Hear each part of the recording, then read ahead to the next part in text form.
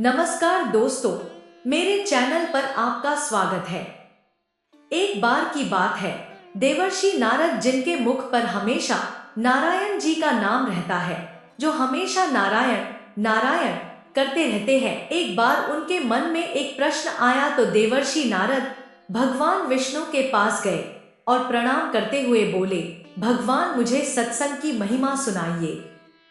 भगवान मुस्कुराते हुए बोले, नारद तुम यहाँ से आगे जाओ, वहां इमली के पेड़ पर एक रंगीन प्राणी मिलेगा। वह सत्संग की महिमा जानता है, वही तुम्हें समझाएगा। नारद जी खुशी खुशी इमली के पेड़ के पास गए और गिरगिट से बातें करने लगे। उन्होंने गिरगिट से सत्संग की महिमा के बारे में पूछा।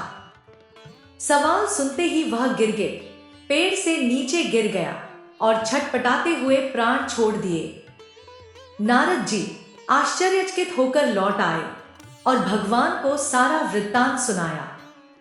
भगवान ने मुस्कुराते हुए कहा, इस बार तुम नगर के उस धनवान के घर जाओ और वहां जो तोता पिंजरे में दिखेगा, उसी से सत्संग की महिमा पूछ लेना। नारद जी क्षण भर में वहां पहुंच गए और तोते से सत्संग का महत्व पूछा। थोड़ी देर बाद ही तोते की आंखें बंद हो गई और उसके भी प्राण पखेरु उड़ गए। इस बार तो नारद जी भी घबरा गए और दौड़े दौड़े भगवान के पास पहुंचे। नारद जी कहा, भगवान यह क्या लीला है? क्या सत्संग का नाम सुनकर मरना ही सत्संग की महिमा है? भगवान हंसते हुए बोले, यह बात भी तुमको जल्द ही समझ आ जाएगी। इस बार तुम नगर के राजा के महल में जाओ और उसके नवजात पुत्र से अपना प्रश्न पूछो। नारद जी तो थर-थर कांपने लगे और बोले, अभी तक तो पक्षी ही अपने प्राण छोड़ रहे थे। इस बार अगर वह नवजात राजपुत्र मर गया तो राजा मुझे जिंदा नहीं छोड़ेगा। भगवान ने नारद जी को अभयदान दिया। नारद जी दिल मुट्ठी में रखकर राजमहल में आए। वहां उनका बड़ा सत्कार किया गया। अब तक राजा को कोई संतान नहीं थी। आता पुत्र के जन्म पर बड़े आनंदोल्लास से उत्सव मनाया जा रहा था। नारद जी ने डरते डरते राजा से पुत्र के बारे में पूछा। नारद जी को राजपुत्र के पास ले जाया गया। पसीने से तर होते हुए मन ही मन श्रीहरि का नाम लेते हुए नारद जी ने राजपुत्र से सत्संग की महिमा के बारे में प्रश्न किया।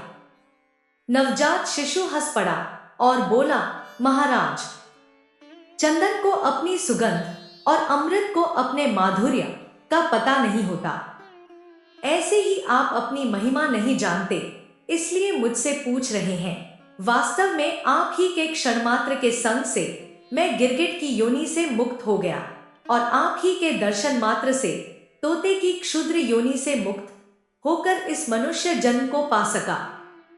आपके सानिध्य मात्र से मेरी कितनी सारी योनियां कट गई और मैं सीधे मानवतन में ही नहीं पहुंचा, अपितु राजपुत्र भी बना। यह सत्संग का ही अद्भुत प्रभाव है हे ऋषिवर। अब मुझे आशीर्वाद दे कि मैं मनुष्य जन्म के परम लक्ष्य को पा सकूं।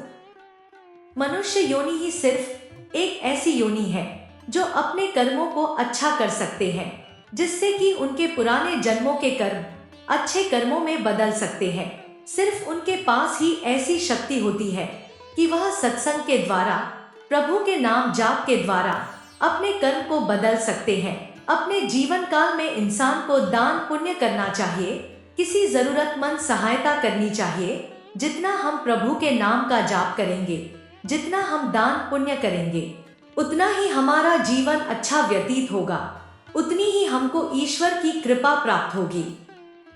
अगर आपको हमारी वीडियो अच्छी लगती है तो कृपया लाइक और कमेंट कर दिया कीजिए। हमेशा खुश रहो, भगवान आप पर कृपा बनाए रखे।